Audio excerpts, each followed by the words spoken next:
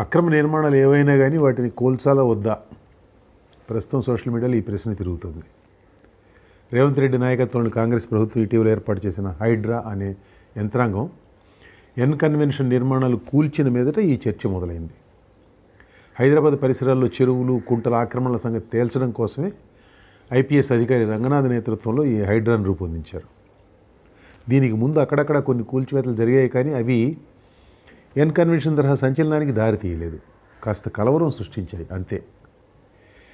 Convention కూల్చివేత సంచలనంగా మారడానికి కారణం దాని యాజమాన్యం. సినీ నటుడు నాగార్జున దాని యజమాని. ఆయన కట్టడాన్ని కూల్చివేసినప్పుడు ఇతరుల కట్టడాలను ఉపేక్షిస్తారా అని జనం చర్చించుకుంటున్నారు. ఈ కూల్చివేతల ఆలోచన ముఖ్యమంత్రి రేవంత్ రెడ్డిదే.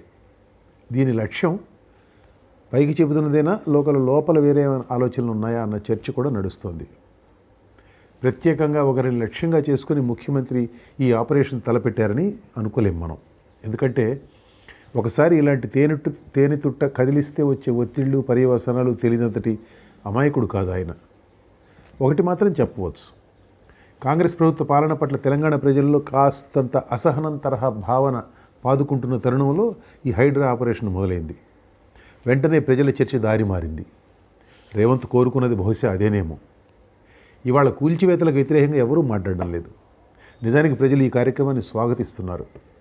గతంలో కన్వెన్షన్ ఆక్రమణ గురించి రేవంత్ చట్టసభలో మాట్లాడిన వీడియో ఒకటి బయటకు వచ్చి చక్కర్లు కొడుతోంది.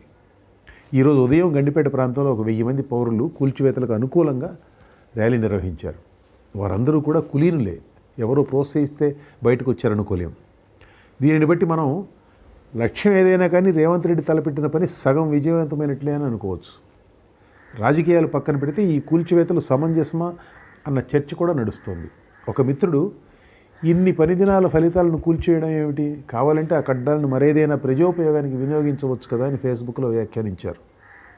ఆయన మరో 2 పాయింట్లు కూడా లేవనెత్తారు.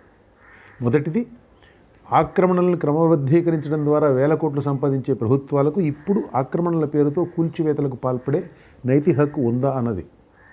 రెండవది, ఆక్రమణలను కూల్చివేస్తున్నారు సరే, అది ఆక్రమణాన్ని తెలిసి కూడా అక్కడ కట్టడాలకు అనుమతి ఇచ్చిన అధికారుల సంగతి ఏమిటి? ఇది రెండవది. వారిపై చర్యలు ఉండవా?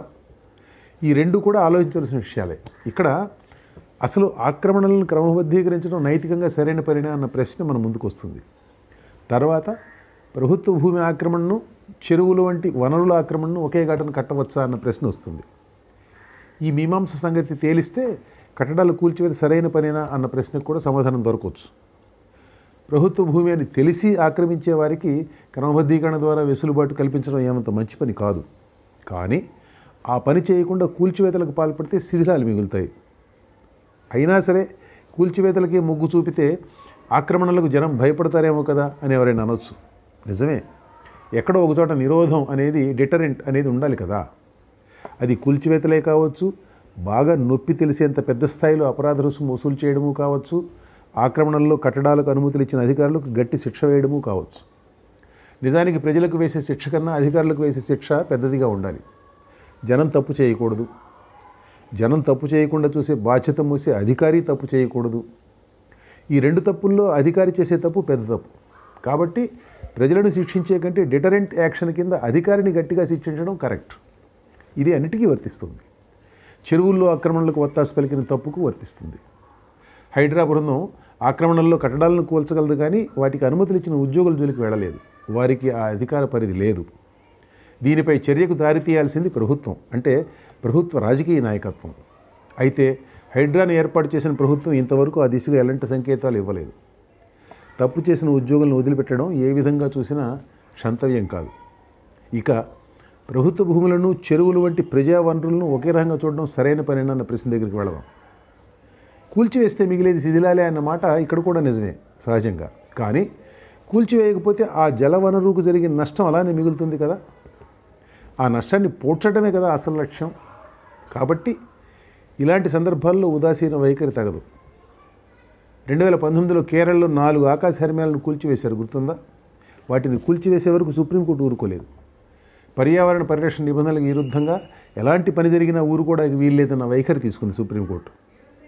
ఇప్పుడు రేవంత్ ప్రభుత్వం బయటకు తీసిన ఈ హైడ్రా అనే ఆయుధం ఆక్రమణదారులు అందరి మీదకు వెళుతుందా లేదా అన్న ప్రశ్న ఒకటి మన ముందుకుంది సహజంగా.